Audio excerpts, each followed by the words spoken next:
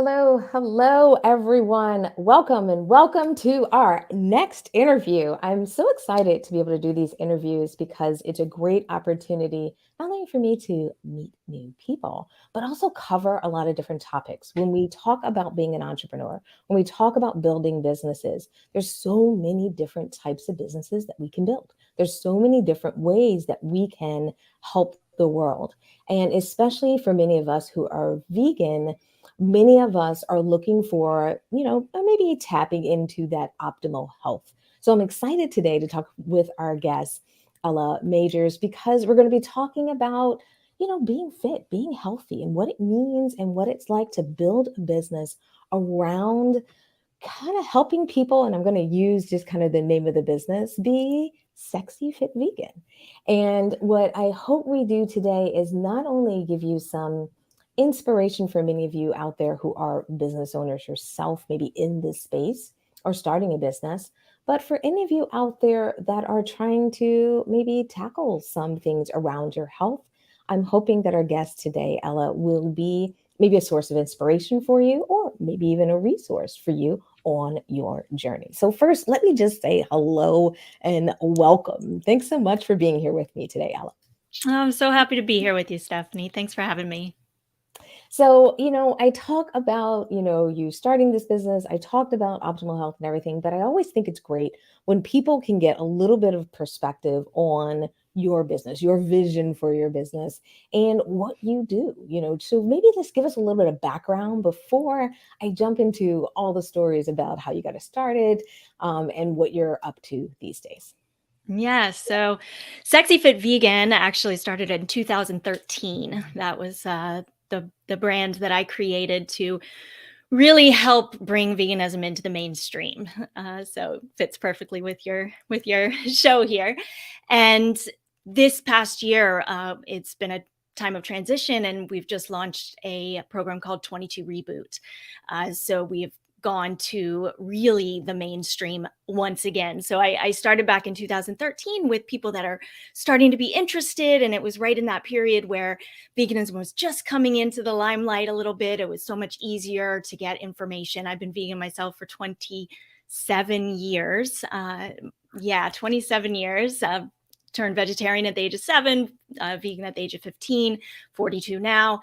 And the older I get, the more I realize just how important health is on a holistic level. So not just fitness, but really looking at it from a holistic perspective. So I'm in this bit of a transition phase here of going from really focusing on fitness per se to holistic health. Now, when we talk about holistic health, like what does that mean to you? Because for a lot of people, when they start their vegan journey, they really start with what's on their plate. But I'm speculating, but we'll see what you say, that you're going to go maybe a little bit beyond not just their plate and maybe not just, working out 3 days a week. I think for a lot of people, holistic health is something that is not easily defined. Yeah, it's not. And it's something that I like to ask people too. So, for my perspective, it's really as looking at the whole person.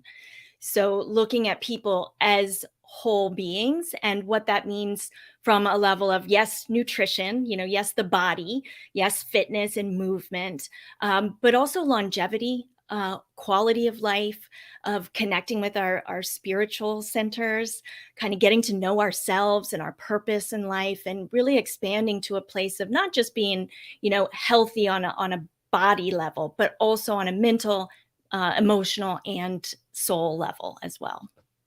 Now, how do you accomplish all that? Because one thing is when I hear that, I'm like, oh, that sounds really good. But then I'm like, oof, even if as a customer or potential customer, I know sometimes people want to be on the right path, but it's so easy to get overwhelmed. So how do you give people, access to that holistic journey or solution without them feeling maybe overwhelmed through the process? Yeah, you're so right about that. And especially nowadays when there's so much information. I feel like before it was really hard to find information. Now there's so much information, and a lot of it is conflicting, right? So knowing where to start, knowing what to, listen to, which, diet, even in the the realm of being a vegan, there's so many different ways you can go about doing that with what's on your plate. Do you count your macros? How much grams of protein do you need? It's very overwhelming. So what I like to talk about is really building a relationship with our bodies, with food, with ourselves. And that starts with kind of playing this role of the observer, of the watcher, of getting curious and approaching ourselves with curiosity and compassion, is what I like to say. So being able to take that step back and kind of detach a little bit from who we think we are, what we think our limitations are, everything we think we know. A lot of that is programs, are programs that are harmful to us, that are disruptive and that are unhealthy. So kind of stepping back, becoming an observer and starting to become aware of the patterns, the thought patterns, the behavior patterns that aren't serving us, now, but are not going to serve us in the long run. And so I always like to start there, of just starting to separate ourselves from what we think we know. Because what I like to say is, just because we have a thought doesn't make it true. And so if we can kind of take that step back and start to evaluate from a very neutral space. And a lot of the times we are quick, especially the vegans out there, to have so much love and compassion for all life on earth, right? All living beings, especially those that are suffering day in and day out, to end up on plates. It's easy for some of us to have that compassion for others, and not so easy for us to have it for ourselves. And then when we start to realize that we're making decisions and doing things that are not in line with our own benefit, that are not helping our cause, that are not good for our health. And we have to kind of look at, what's that about? Not on the path of beating ourselves up about it, but on getting curious and building a base of compassion for ourselves. And I love that you're touching on the idea of how important there is for us to all focus on a level of compassion for ourselves, because often we know how much needs out there. We often know how many animals we still have to save, just everything that's happening around the climate, that often we feel like we have to give, or we have to compromise to be able to make the change we want to make in the world, that it can be hard to kind of figure out where you should be in the priority, because you're trying to make sure that you're being a little bit selfless. Mhm. But at the same time, I even preach this, and I don't know if you do as well, that, you are your biggest asset. So if you're not feeling well, if you're not healthy, if you're not, feeling inspired, it's hard for you to do the work that you want to do. And for me, it's, business owners, but I think that translates to everyone. So how do you help people reprioritize their life? How do you help people make sure that they're able to do the work that they want to do, but feel comfortable with allowing themselves to take up one of those priority slots in their lives? Yeah, no, this is a big one, and it's complex. And it's interesting, Stephanie. Last year, I thought I was, on a personal level, thought I was taking care of myself. And fitness and movement and strength training, that's something I've done since I was 5 years old. So that's a form of self-care. I was doing that. I was eating right. But what I wasn't doing was taking any breaks for myself. And also, like you were saying, it's sometimes, if we take time for ourselves, or even enjoy and play and find joy in things, it's almost as if we're forgetting about all the suffering that's happening. And that's the story that we tell ourselves. And I was on a path of not taking any breaks, and I got burnout the beginning of this year, 2022, to the point where I ended up taking some time off, which was really hard for me. But it really got to that place where I realized I hadn't taken any time off, and I was completely burnt out. And so that's the direction I've taken. What I'm doing now is helping others either prevent themselves from getting to that place of total burnout, where really I sat in front of the computer screen, and it was like glazed over, like my creativity was gone.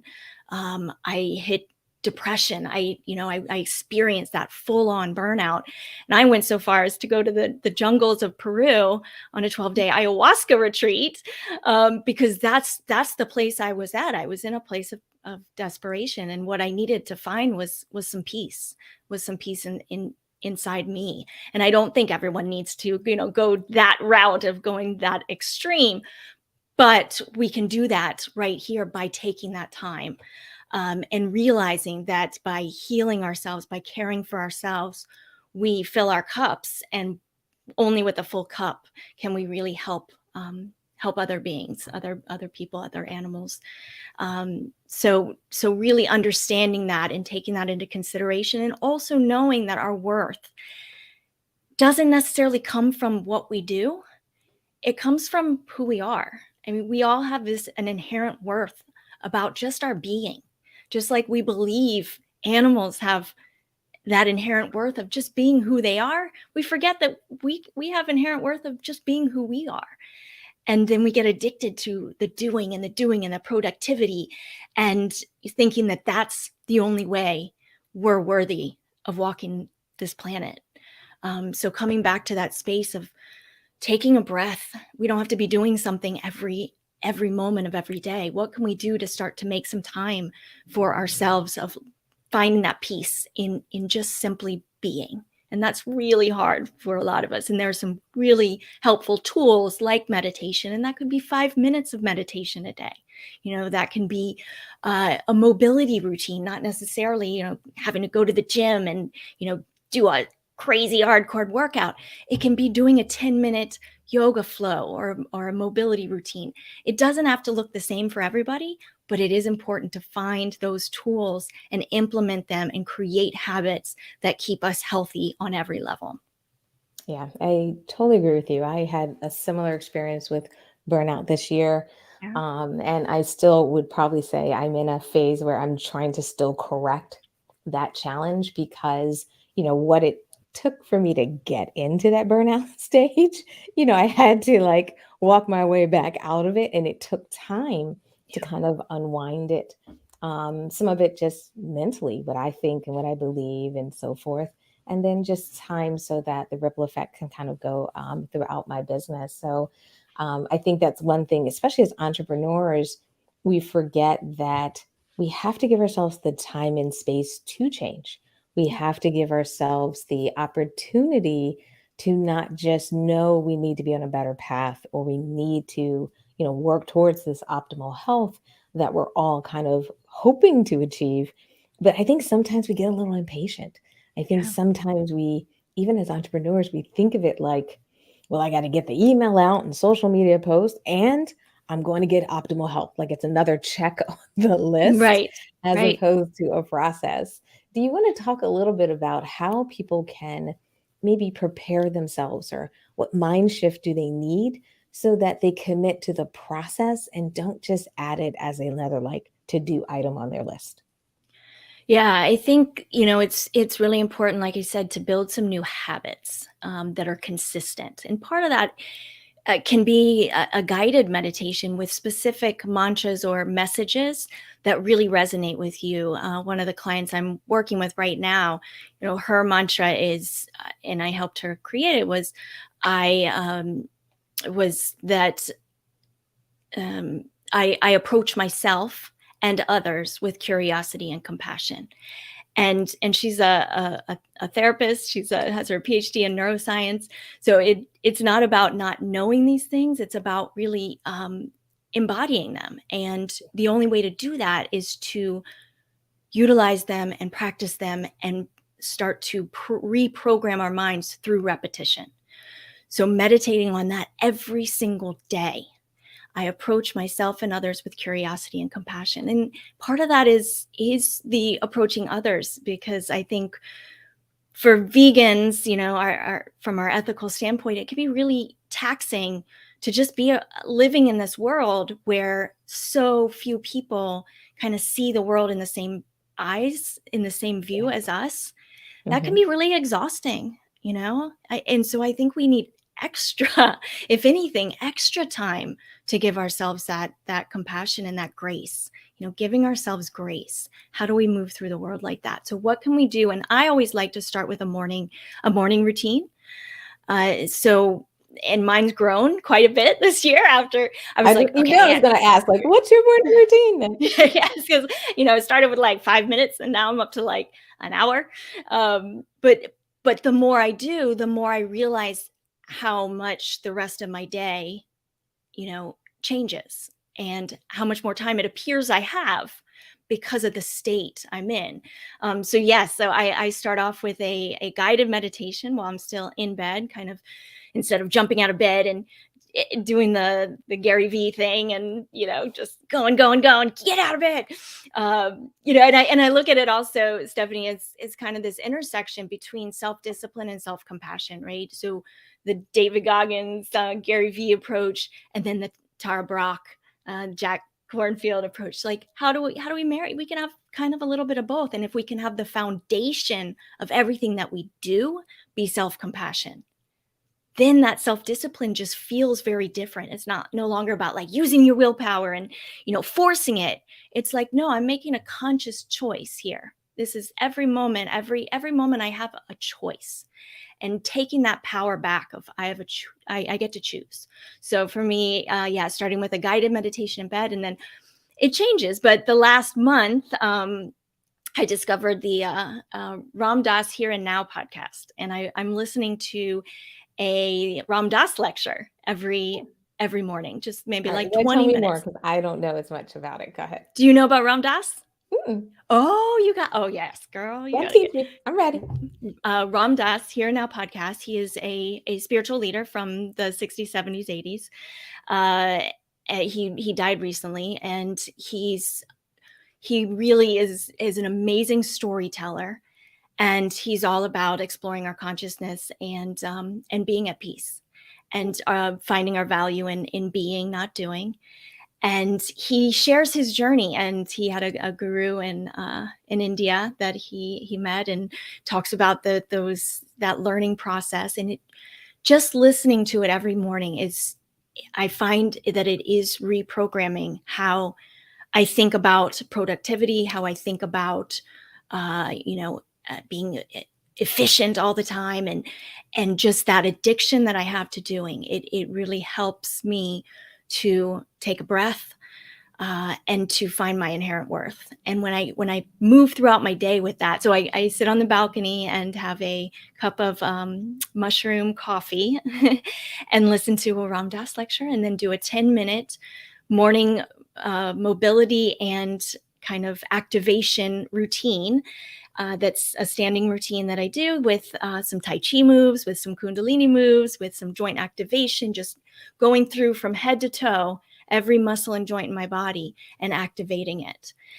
And so once I've had those kind of 3 steps along my day, I feel like I can then move throughout the day with so much more peace, with more clarity, and without so much rushing, realizing that there is no arrival. This is all about the journey we're on, which sounds so cliche, but it really is true. Like, we're never going to arrive at a place where all our to-dos are checked off. Never going to happen, right? And as soon as we get out of that place of, I got to check off the next to-do item, whoo, it's a load off. I mean, it really is a load off. If we can really practice that present moment awareness about living in the moment. And again, I know that's something that sounds pretty cliche, but once we start getting there, once we start putting that into place, there is such a profound difference that we can feel, and a connection that we can develop so much easier to other people, to nature, to the universe,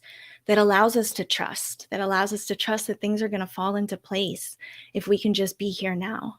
Because anxiety only lives in the present. I mean, in the future.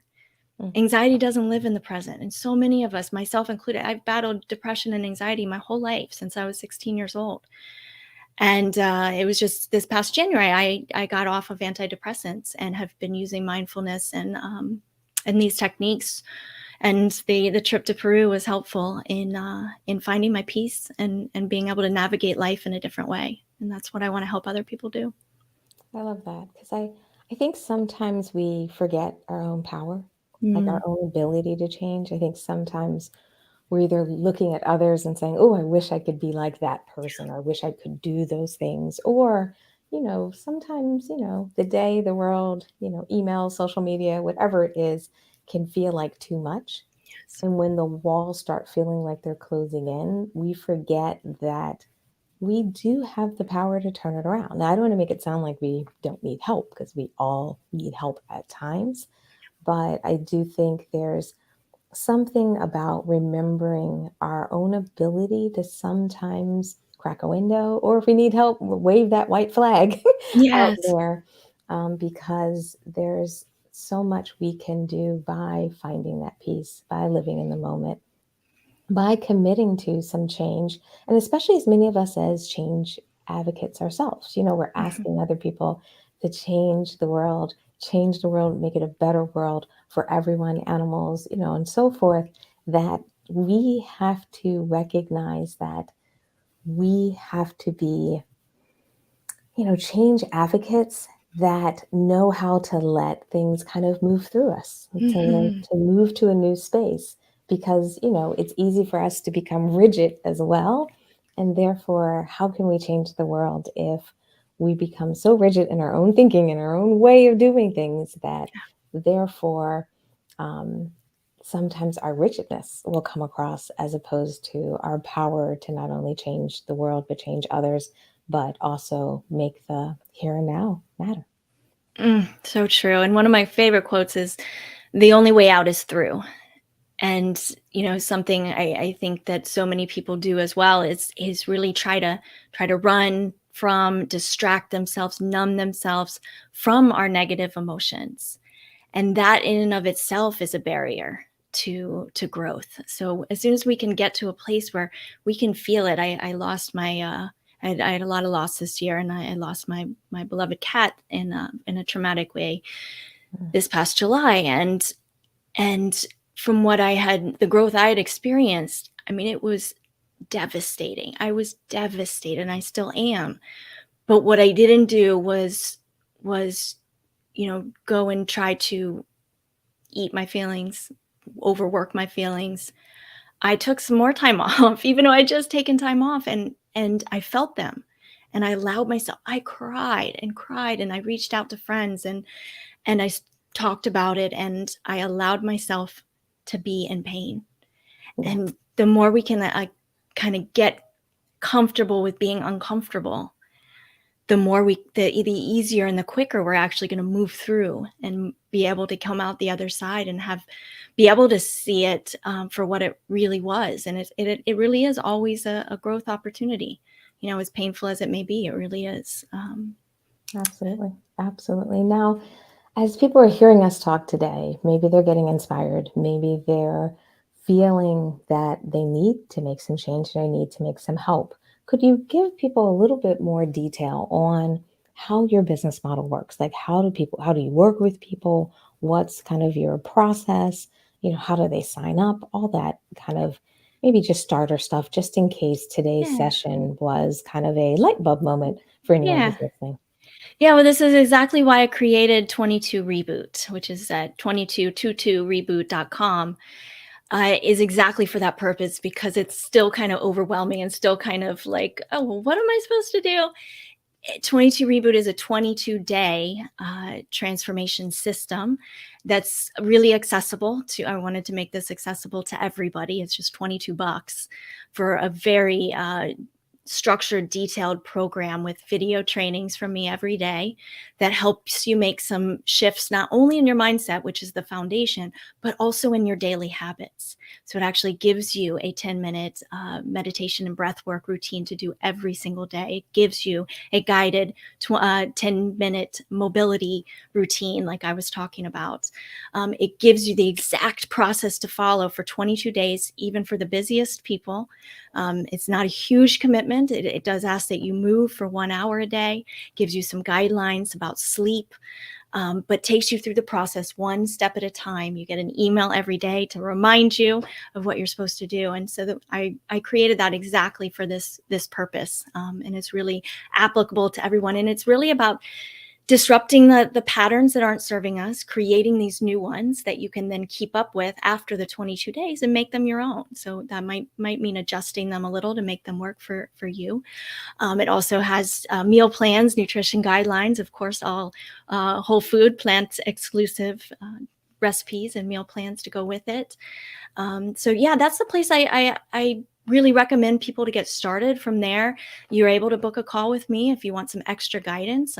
It'll be a call with me directly to help you execute the 22 reboot. And if there's an opportunity possibly there to work with me on one-on-one or in one of my group coaching programs, that's always an option as well. Perfect. And they get there to the reboot by going to your website, Ellen Yep. Major, or do they go to a different website? Yeah, ellamajors.com will have all of that. I also have a monthly newsletter that's kind of like the last one I featured, the Ram Dass podcast. It's really a newsletter that shares with you guys what I'm doing in my life, my discoveries that I'm really excited about that I want to share. So that's the newsletter. ellamajors.com will also take you to 22reboot.com, where you can sign up for the 22-day reboot challenge that I think will help a lot of your listeners. Perfect. And if people want to follow you on social media, are you on Facebook, Instagram? Where can they connect with you? Yes, Instagram at SexyFitVegan, SexyFitVegan as well on Facebook. And yeah, those are the best ways. Perfect. So as we wrap up our interview and our time today, I always love to maybe lead with some type of motivation or inspiration. As you know, most of our audience are people who start businesses, have businesses, want to start a business one day. But obviously, our audience are vegans that are trying to kind of make a change in the world and are often, met with some of the challenges of just day to day life, turn on the TV, look at our phones, but also the weight of starting a business and what it takes to do that. So, as an entrepreneur yourself, and even from the work that you do now, do you have any general either inspiration or advice for anyone out there that's struggling a little bit, having a hard time, or